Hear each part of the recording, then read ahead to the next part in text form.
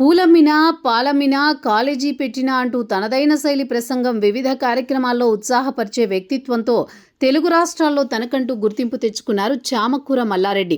ప్రజాప్రతినిధిగా, మంత్రిగా కూడా పనిచేశారు. ప్రస్తుతం బీఆర్ఎస్ ఎమ్మెల్యేగా ఉన్నారు.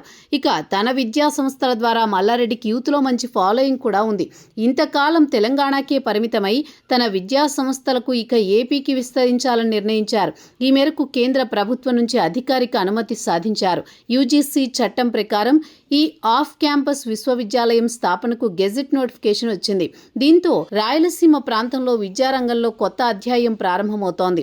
తిరుపతి జిల్లా రేణిగుంట మండలం కృష్ణాపురం గ్రామంలో ఈ విశ్వవిద్యాలయం రూపుదిద్దుకోనుంది.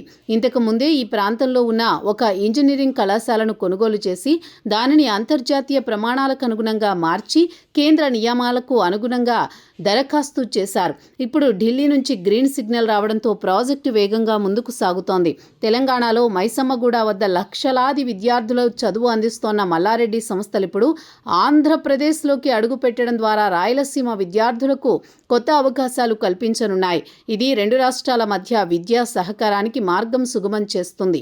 రాబోయే విద్యా సంవత్సరం నుంచి పరిశ్రమల అవసరాలకు అనుగుణంగా అండర్ గ్రాడ్యుయేట్, పోస్ట్ గ్రాడ్యుయేట్ కోర్సులు, పరిశోధనా కార్యక్రమాలు అందుబాటులోకి రానున్నాయి. Computer science, AI, data science వంటి సాంకేతిక విభాగాలు, నిర్వహణ రంగంలోని అధ్యయనాలకు సీట్లు భర్తీ చేయడానికి ఏర్పాట్లు జరుగుతున్నాయి.